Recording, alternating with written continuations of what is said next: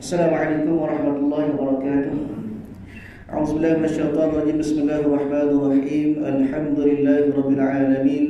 Wassalatu wassalamu ala asyrafil anbiya'i wal mursalin sayyidina maulana wa nabiyyina wa habibina wa syafi'ina wa qudwatina wa uswatina Muhammadin sallallahu alaihi wasallam wa ala alihi wa ashabihi ajma'in. Allahumma faqihna fid din waftah alaina futuhal 'arifin waj'al a'malana khalisatan liwajhikal karim ya arhamar rahimin. Allahumma iftah alaina hikmatak وانشر علينا من خزائن رحمتك يا أرحم الراحمين. رب اشرح لي صدري ويسر لي أمري واحلل عقدة من لساني يفقهوا قولي والحمد لله رب العالمين آمين. قال المصنف رحمه الله تعالى ونفعنا وإياكم بعلومه في الدارين آمين. Alhamdulillah, pertama dan selamanya marilah sama-sama kita merafa'kan setinggi-tinggi kesyukuran kita kehadrat Allah Subhanahu wa taala kerana pada malam ini Allah taala masih lagi memberikan kepada kita kesempatan. Allah taala masih lagi memurniakan kepada kita daripada segala nikmat yang dikurniakan oleh Allah taala kepada sekalian hamba-hambanya, termasuklah dua nikmat yang terbesar daripada nikmat iman dan juga nikmat Islam.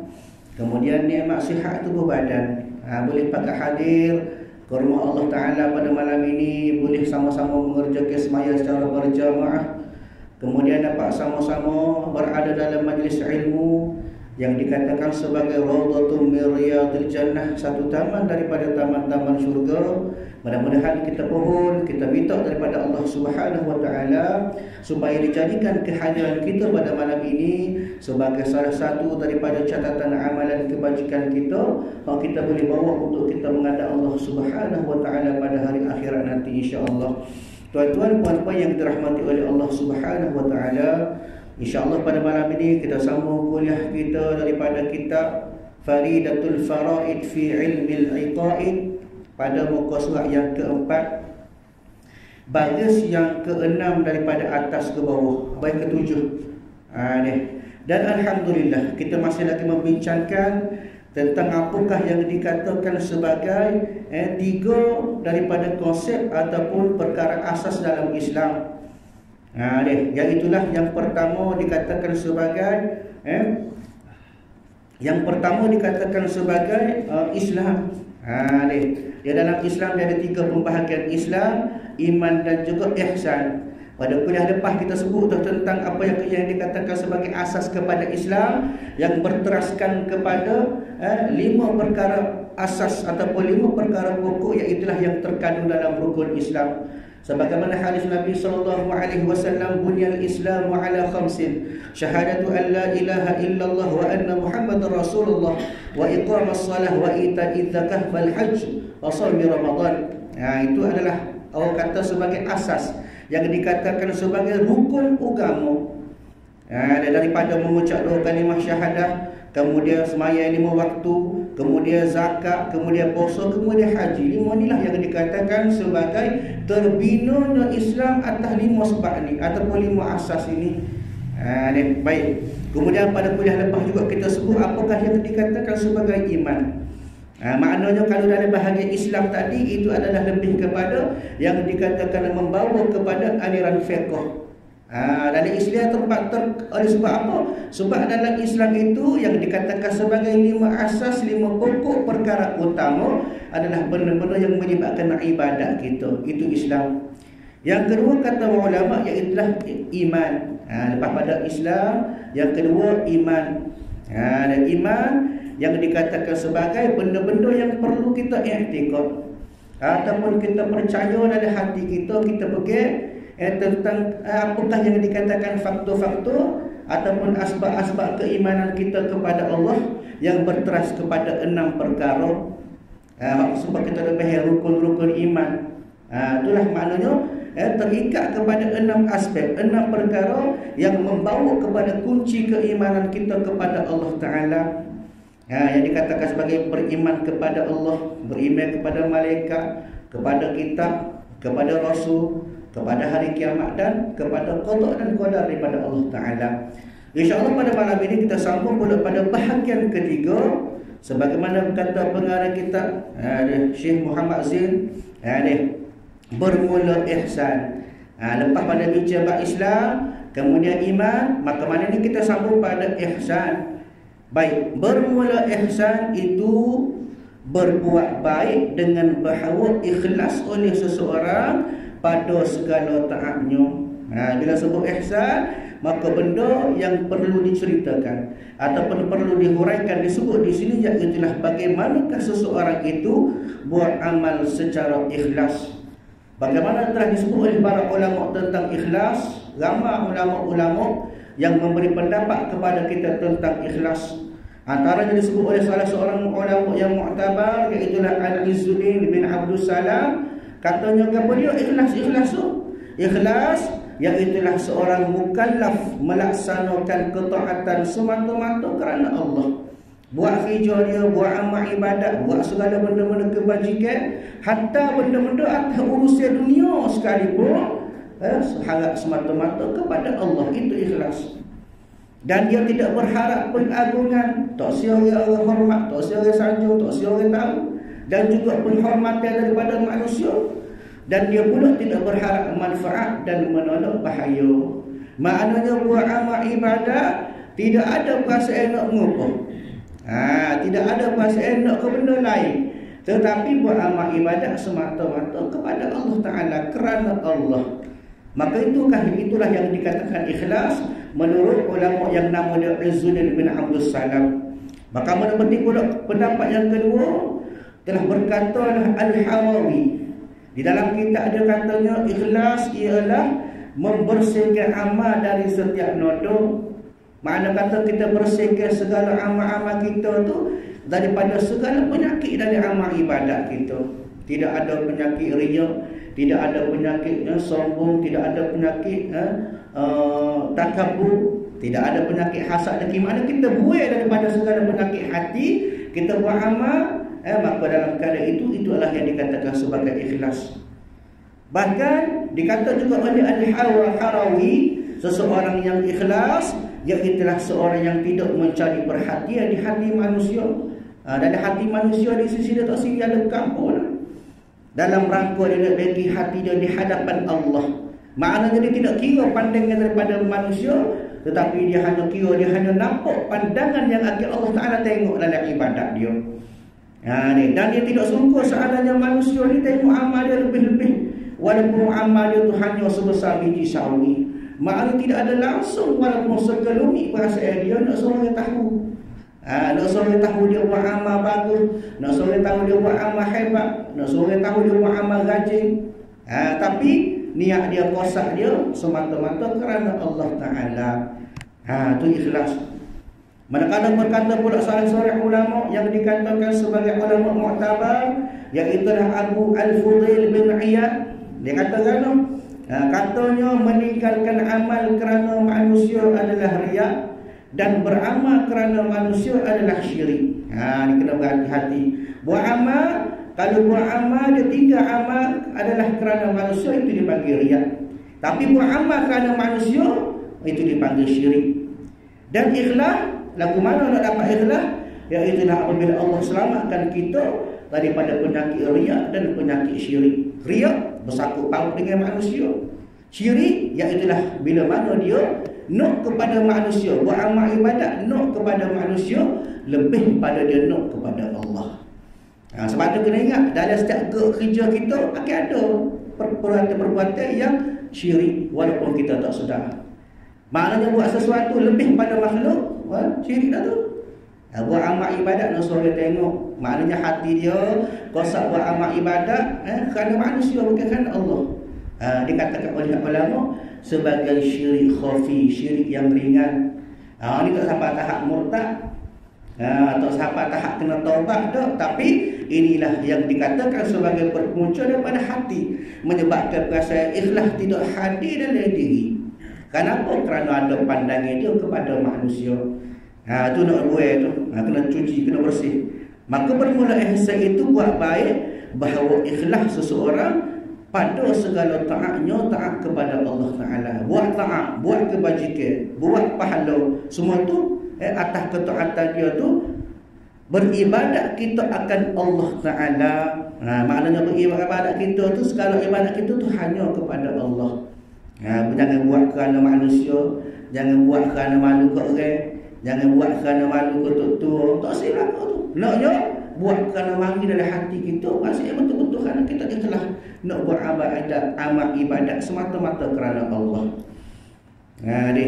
Padahal seolah-olah kita melihat dia. Maknanya kita buat amal ibadat anta'budallah ka'annaka tarah. Maknanya kita buat amal ibadat seolah-olah kita nampak Allah Ta'ala. Bukan maksudnya kita nampak Allah Ta'ala di depan kita, tak. Rakyatnya perasaan kita. Bila mana kita rasa Allah Ta'ala ada di depan kita, di hati kita, maka dalam keadaan itu amal kita lebih ikhlas, amal kita lebih comel, lebih baik. Jadi masalahnya bila kita berasa tak ada apa, buat amal ni hanya kerana nak melepas daripada tanggungjawab. Dia tu tak boleh. Naknya biar buat amal betul-betul kerana kita takut kepada Allah, seolah-olah Allah Ta'ala tengok kita semua. Dia buat amal pun jadi rasa malu, jadi rasa takut buat amal. Kenapa ada bahasa kita nak membesarkan Allah Ta'ala, buat amal semata-mata kerana Allah Ta'ala. Maka tiada patut, maknanya tiada patut, maknanya tak boleh lah, tak sesuai lah, bahawa berpaling kita kepada yang lainnya dengan batin ataupun zahir. Dia maknanya dengan batin, dengan hati bahasa kita. Semaya itu dalam keadaan hati kita tidak kepada Allah. Dia dalam Fatihah kita baca dah, iyyaka na'budu wa iyyaka nasta'in, kita baca. Iyyaka na'budu, kepada engkau lah aku sembah, kami sembah. Wa iyyaka nasta'in, kepada engkau jualah kami minta tolong. Kita baca tiap kali semaya. Semaya subuh kita ayat kepada Allah Ta'ala, kepadamu lah aku sembah, kepadamu aku minta tolong. Tapi tu dia tengah hari buat maksiat dah. Ini masalah jiwa kita.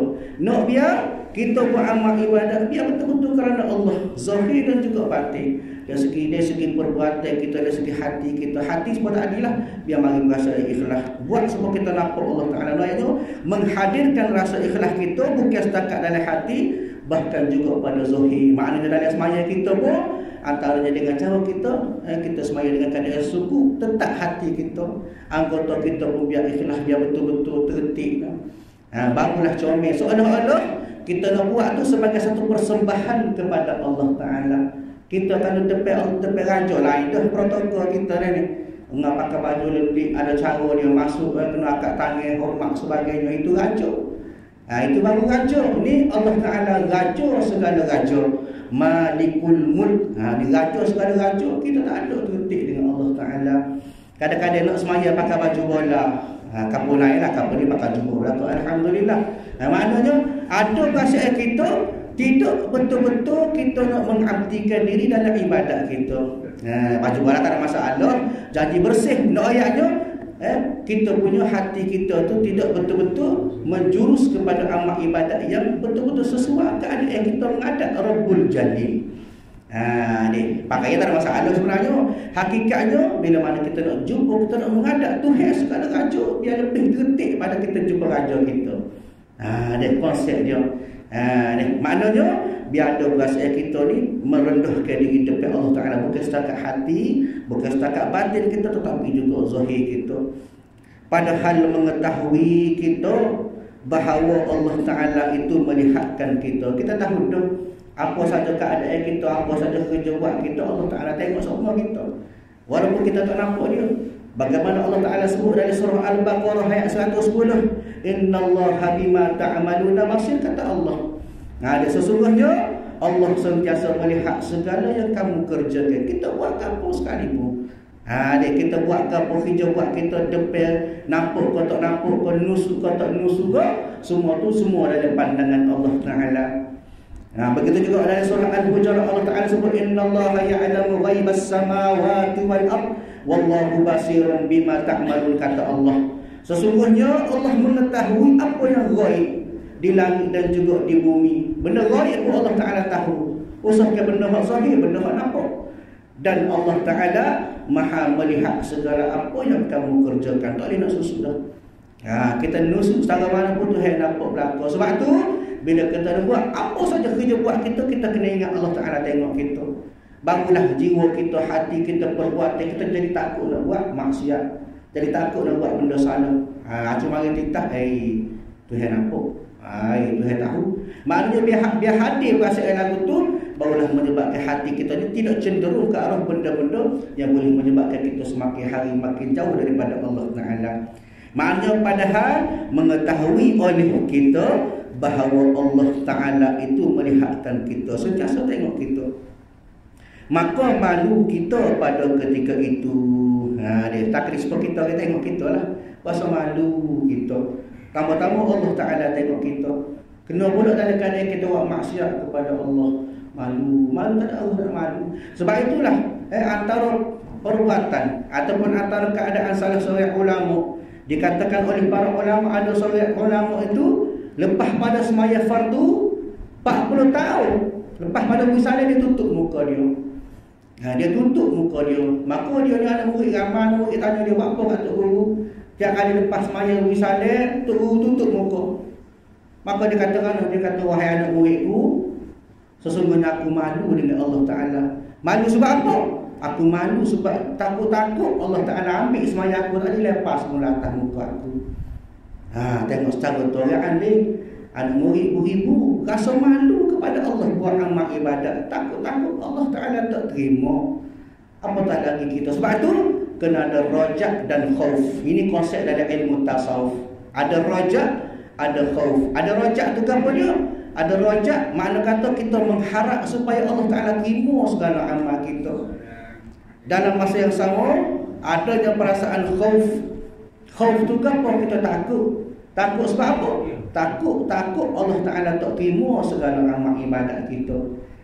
Maknanya dari maksud kita harap kepada Allah, mari berasa takut supaya takut-takut Allah Ta'ala tak terima segala amal ibadat kita. Baik.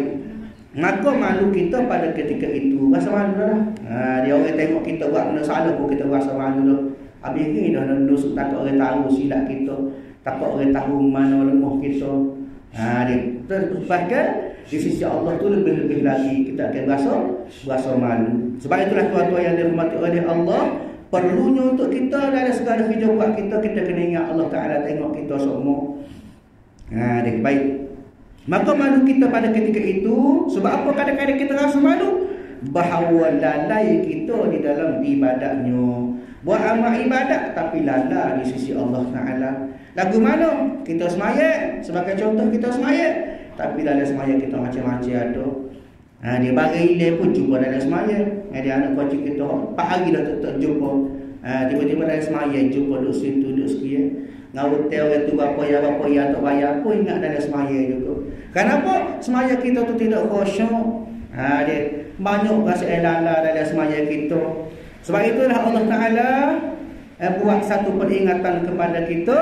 Bagaimana Allah Ta'ala sebut dalam surah Ar-Rum ayat yang ke-7, ya'lamuna zahiran minal hayatid dunya wa hum 'anil akhirati hum ghafilun, kata Allah. Mereka mengetahui, mereka nampak pada kehidupan dunia. Dia tahu dah atas dunia ni setara mana kehidupan dunia. Dia setara mana kehidupan yang perlu tempuh atas dunia. Sedangkan terhadap hari akhirat mereka lalai. Mereka tak nampak dah akhirat. Sebab apa? Sebab dia nampak ke dunia jadi lalai. Sebab itulah kita kadang-kadang dalam semaya pun jadi lalai. Ingat benda dunia, ingat gangguan-gangguan dalam ibadat. Gapo dalam gangguan ibadat? Ada 4 awak sebut dah sebelum ni. Yang pertama dunia, yang kedua makhluk, yang ketiga syaitan ataupun iblis, yang keempat hawa nafsu. 4 inilah yang sentiasa mengganggu kita buat amal. Mari selalu dia kadang-kadang ingat ke dunia, harta kita, dia barang-barang yang kita duk cari, duk kerja selama aktiviti kita, ingat ke dunia. Dia kadang-kadang makhluk dia tengah semaya, ingat ke anak-anak kita, anak tu kau lupa untuk segar. Contoh anak tu sikit-sikit, dia anak-anak tu yang uji juga dengan cara mari ke anak-anak. Kemudian iblis sama telah lah. Dalam semaya pun mari berasa untuk comel, deki korang tu, hasad korang ni.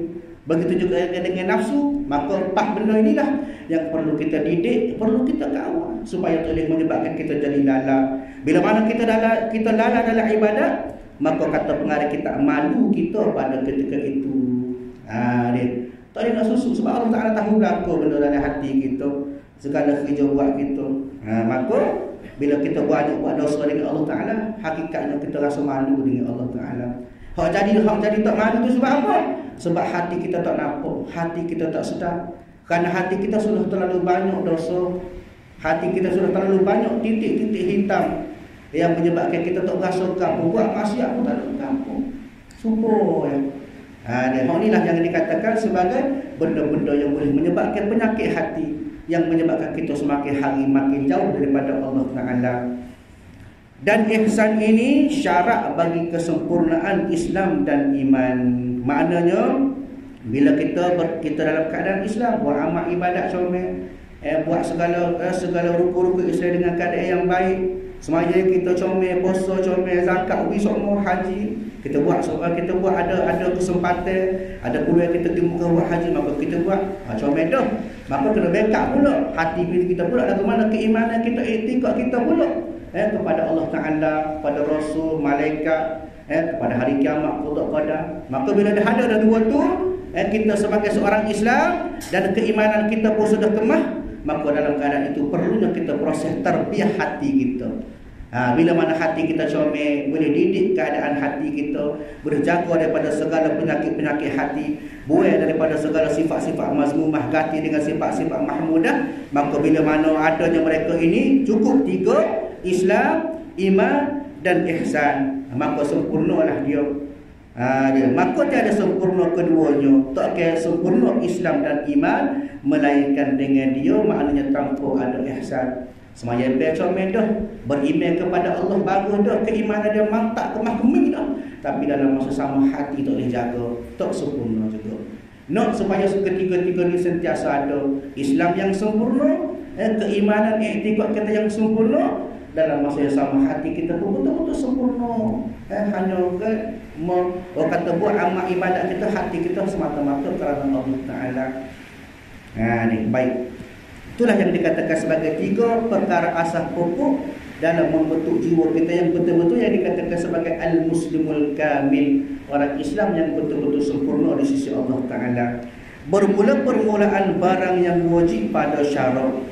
Ini baru nak masuk dari isi kitab. Kalau sebut saat ni, itu adalah mukaddimah. Kuliah-kuliah lepas pun, itu adalah mukaddimah. Ini baru nak masuk isi kitab. Bermula permulaan barang yang wajib pada syarak. Maknanya barang-barang ni benda orang kena tahu. Dia pada syarak, mana pada hukum Islam kita, hukum taklifi kita atas tiap-tiap mukallaf. Apa dia mukallaf? Mukallaf ialah bagaimanakah seseorang manusia itu sudah menerima taklif hukum. Makna kata, dalam keadaan kita, bila mana kita digelar sebagai mukallaf, maka kita sudah terima sendiri dah segala kebajikan kita, buku catatan amalan kita, hak kita sendiri. Dia maknanya bila mana bergelar mukallaf, maka wajib atas kita buat amal ibadat kepada Allah. Dosa pahala kita kena jaga. Kenapa? Seolah-olah kata ulama, seseorang mukallaf akan sentiasa berada dalam pandangan Allah Ta'ala. Seolah-olah kita ni Allah Ta'ala duk rila semua bila mana kita bergelar mukallaf. Apa dia mukallaf? Mukallaf dia tu tak serupa dengan mu'allaf. Mu'allaf tu hak Cina masuk Islam, itu mu'allaf. Dia ada pun mukallaf, kata ulama dia ada 4 ciri. Kita bila cukup 4 ciri ni, 4 sebab ni ataupun 4 perkara ini, maka kita digelar sebagai mukallaf. Wajib buat amal ibadat, tak boleh buat dosa dah. Apa dia? Yang pertama, kita telah sampai umur. Kita ni balik. Maknanya bila kita balik, maka wajib dah semaya. Maknanya buku catatan dia, buku dia hak Tuhan tulis segala-gala amal dia tu, tulis ada sendiri dah buku dia. Bagaimana kata hak umur? Orang yang akhir balik, akhir balik yang dikatakan sampai umur ialah akhir balik. Ada pun memayis dah lagi. Dia ada 2 tahap umur. Nabi memberi gambaran kepada kita. Kata Nabi SAW, murru awladakum bis-salah idza balagha 7 wa idza balagha 10 fadribuhu alaihi, kata Nabi. Suruhlah anak-anakmu semaya bila mana sampai umur 7 tahun. Maknanya kata Nabi, suruh semaya umur 7 tahun. Fa idza balagha 10, bila sampai umur 10 tahun, fadribuhu alaihi, kena piak. Ini satu gambaran tahap umur seseorang sampai 7 tahun, maka bila start umur 7 tahun boleh digelar sebagai mumayyiz. Mumayyiz kata ulama, dia buat amal, dia buat pahala dia tu boleh ke mak ayah dia. Dia kita nak ajar anak-anak kita puasa. Contoh, umur 7 tahun boleh dah ajar puasa, ajar semaya. Tapi tak wajib lagi. Sebab apa? Dia baru mumayyiz. Fa idza balagha 10 sampai umur 10 tahun fadribuhu alaihim, kena piak. 10 tahun sebagai tahap umur ghalib. Kita ni sampai umur ataupun akhir balik. Itu walaupun pun kalau ikut detailnya, kalau perempuan biasanya dia balik dengan cara haid, mari haid. Ada 9 bulan Qamariah, cukup 9 tahun. Umur 9 tahun Qamariah, 9 tahun cukup, atau lebih-lebih sikit dia mari haid, maka perempuan dia balik. Ada pula lelaki bil ihtilam, dengan mimpi. Kadang-kadang lewat sikit, kadang-kadang awal sikit. Dia mimpi naik kuda. Ada contoh je lah. Mana keluar ihtilam, keluar air mani dengan mimpi, maka sampai umur dikatakan sebagai baligh.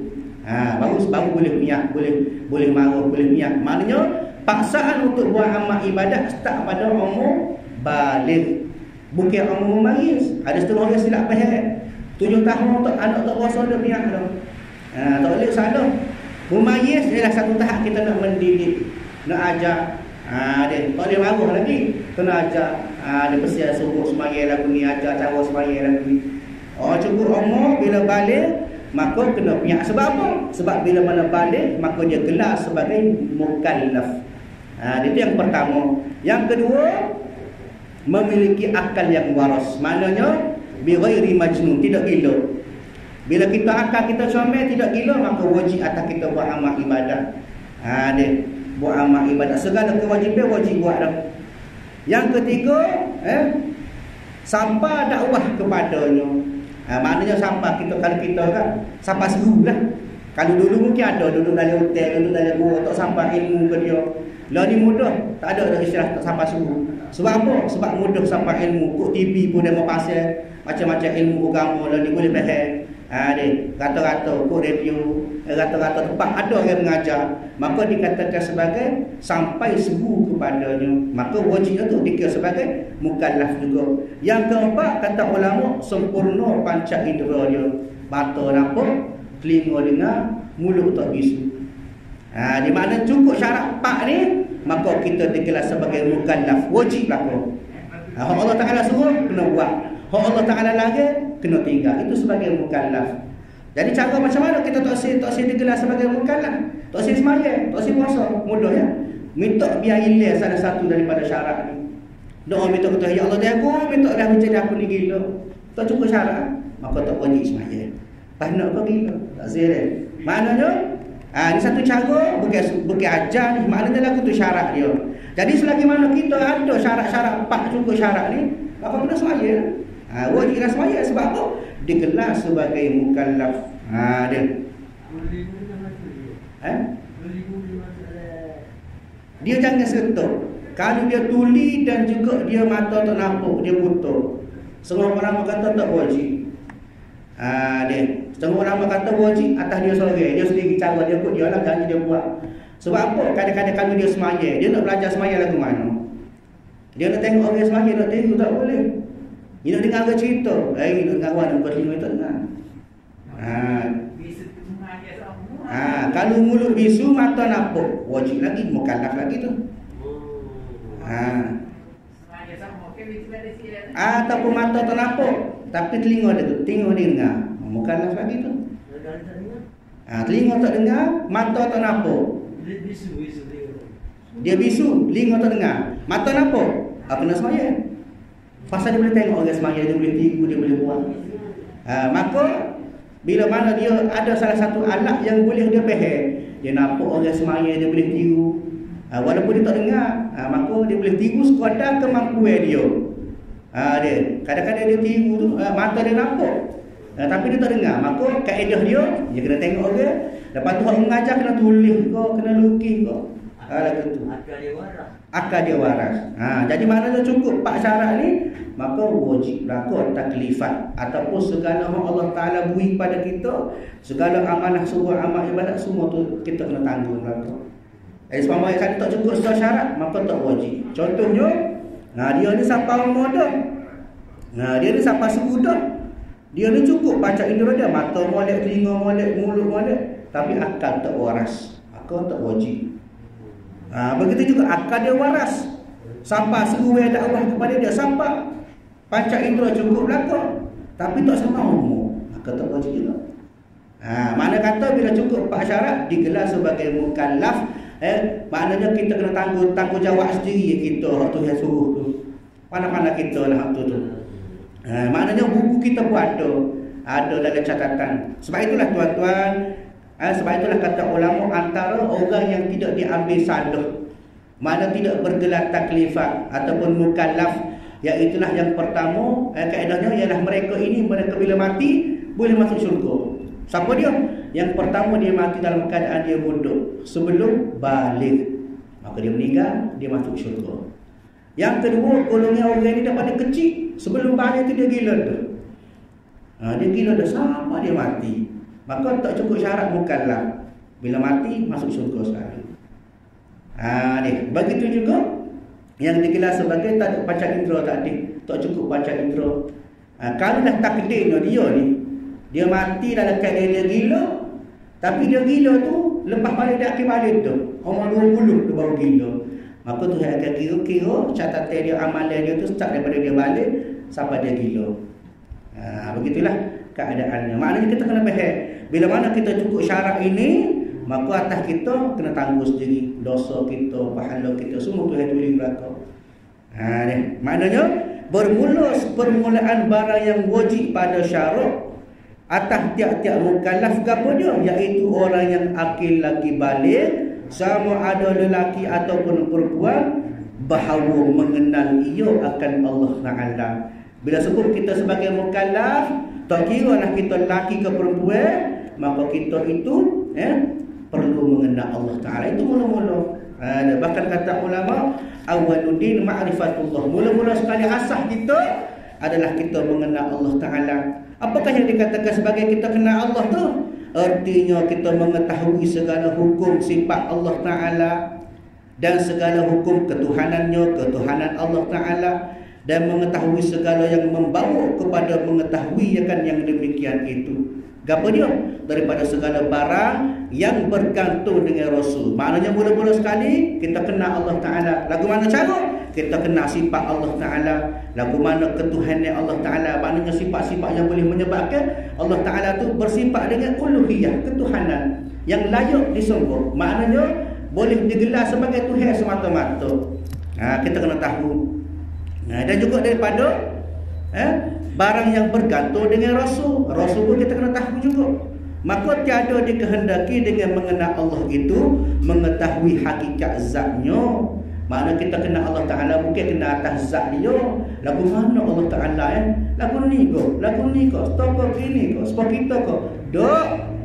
Kaedah kenal Allah Ta'ala, kita tak boleh kenal dengan zat.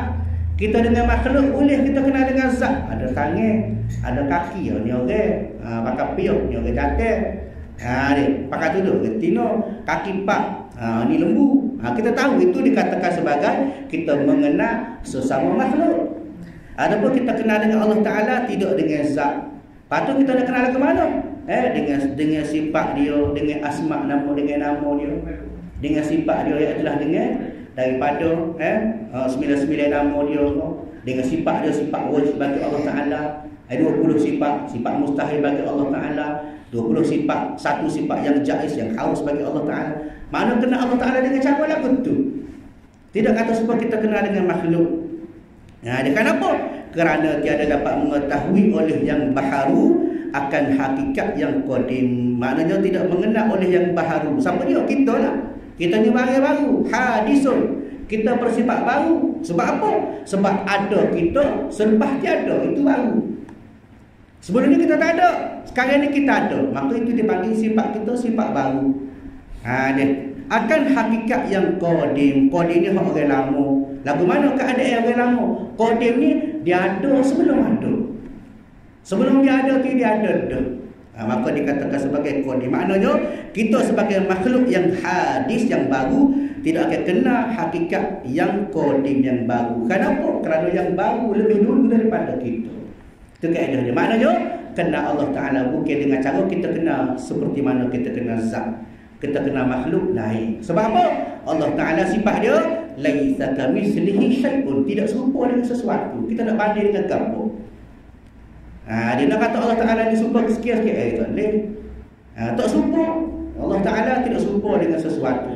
Maknanya kita kena atas asma' dia, atas nama dia, atas sifat dia, atas ahwal dan keadilan. Bagaimanakah dengan sifat-sifat ketuhanan yang Allah Ta'ala sebut melalui perjalanan yang diceritakan oleh para ulama rahimahullah Ta'ala kepada kita. Sebab itulah tuan-tuan, lagu mana cara yang penting kita kena ngaji lah. Kita belajar, biar kita faham kenal Allah Ta'ala betul-betul. Jangan kenal sekadar kenal.